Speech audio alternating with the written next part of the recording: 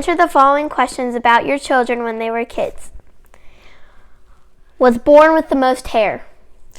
Nathan. Weighed the most when born? Nathan and Renata weighed the same, 814. Got the best grades in school? Your mother, Heather. Got in the most trouble at home? I thought I marked that out.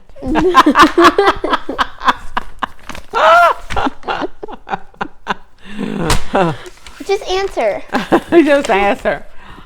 I guess Nathan. Had the most friends?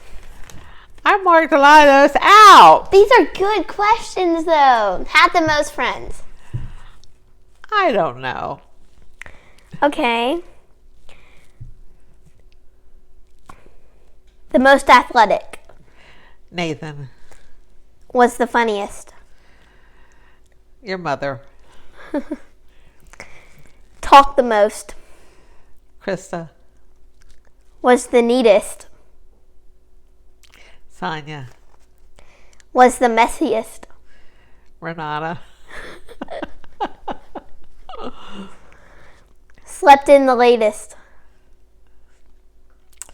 There again, I don't know. None of my kids slept Krista. real long.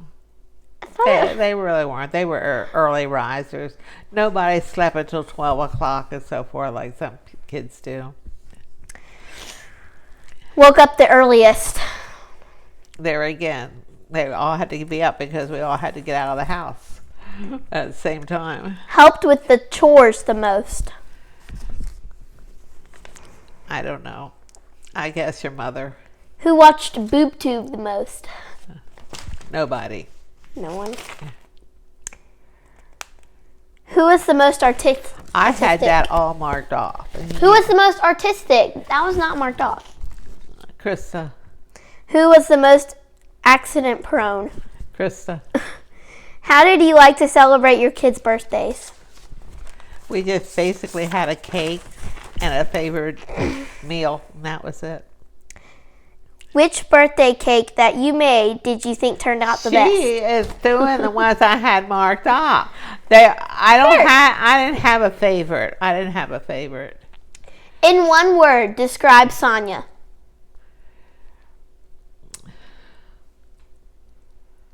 Prissy. Krista. Talkative. Heather. Imaginative and creative. Nathan. Sociable. Renata. Love for children. What was your favorite vacation that you took with your kids and why? I think when we went to Disney World, we all had a great time. We camped out until we were on our way back and the camper broke down. So that was a lot of fun. Do you have a favorite story to tell us about camping at Circle M with your family? The time that I ran the canoe up on the bank with Nathan in it, and we had to somehow get back. And your mother helped us to know how to turn that canoe and what do you call it, swamping it or whatever. Yeah. In 1996, your husband was diagnosed with cancer. What would you like to share about that time in your life? Well, it was a very difficult time. However, the Lord took us through it. And one thing, when I knew that he had terminal cancer, of course I wanted him to be healed, but I knew too that if the Lord said no, I have his mansion ready, I wouldn't want to deny that either, because I know where he is a billion times better than anything we can imagine here on earth. How many grandchildren do you have? 9. What is your favorite part about being a grandmother? Seeing them mature and grow and develop and become a child of God. In one word, describe Lauren. Expressive, Kendall. artistic, Julia. academically brilliant, Jackson. sly. Caroline. She likes to cook and she likes children. Davis. Funny, Ellie. twirler, Ellie. skater, Morgan. athletic, Brittany. a lover of animals. Why did you become a teacher? Well, I had 4 younger siblings, and growing up, I enjoyed teaching them. And I even, one summer with my one brother, Dwight, tutored him, and I taught Sunday school class when I was in 9th grade, and I always worked with DBBS, and I worked at camp, and I just always liked to be with children. How many different grades have you taught? I taught K4 through 3rd. What is your favorite grade to teach and why? K5, because they're like little sponges. They soak everything in and they don't question anything like they do when they get older. Which kindergarten program did you enjoy performing the I most? marked that one off. You gotta tell me. Because I don't really have a favorite. I like them all. I mean, as a teacher, what made you the happiest? seeing a child come to know the Lord as their Savior and teaching Bible.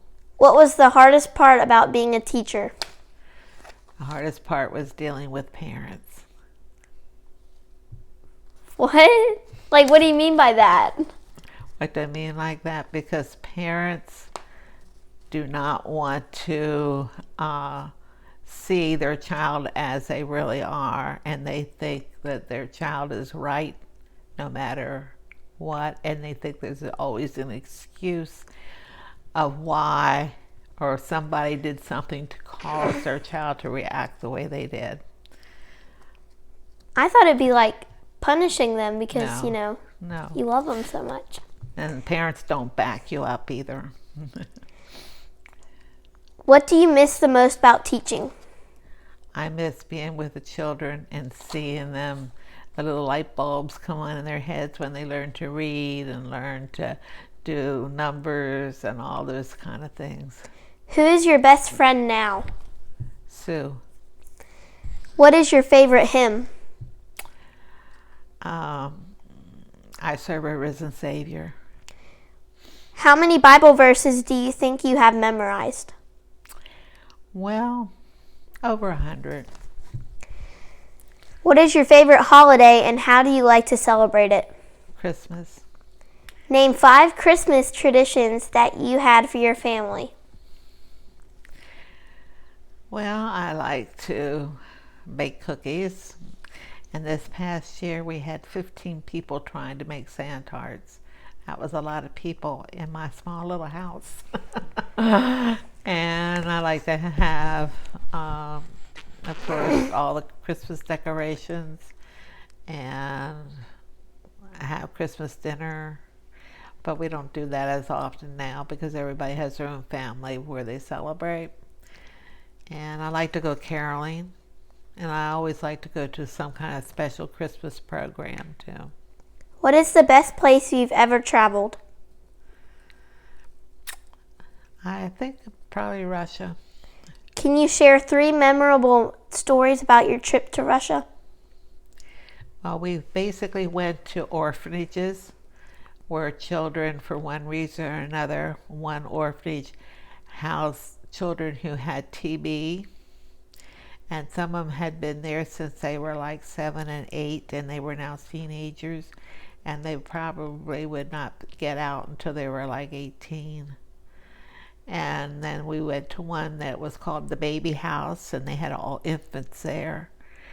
And we went to another one where the children were older, but each one that we went to, not the baby one so much, but each one that we went to, they all put on a little program for us. and they were so polite and so kind.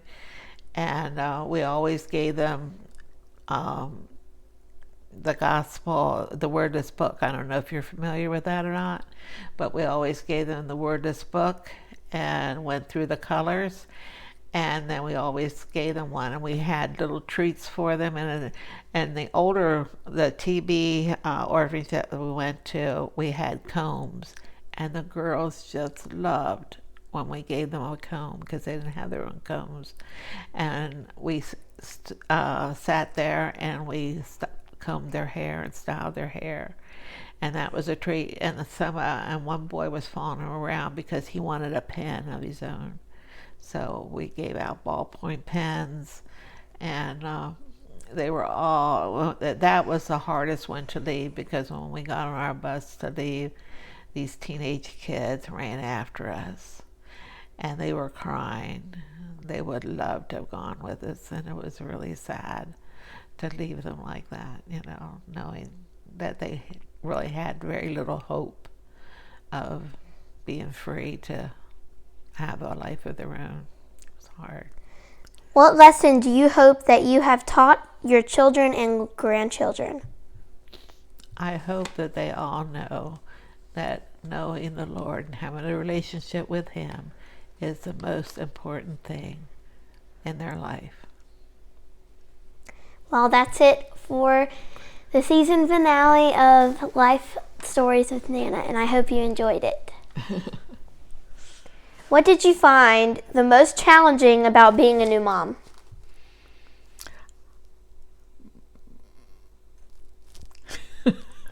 I'm sorry, you're going to stop it. I know, I read that, and I thought most challenging. Here, wait, your mic's kind of... Then he got down there and he said, "Oh, I caught her." Yeah, she fell out of me. Say it again. She fell out of you? Wait. Just say she fell out of you. No, start again. I'm scared. But you know what? Are you videoing? Hey, when you get that baby in your arms, all of the pain and everything, you forget about it. And you have to keep telling yourself, everybody comes into this world this way. Wait. Everybody. Is it your uterus or your vagina? Wait, did your vagina break or something and she got out? Or wait, what's the thing that holds the baby again?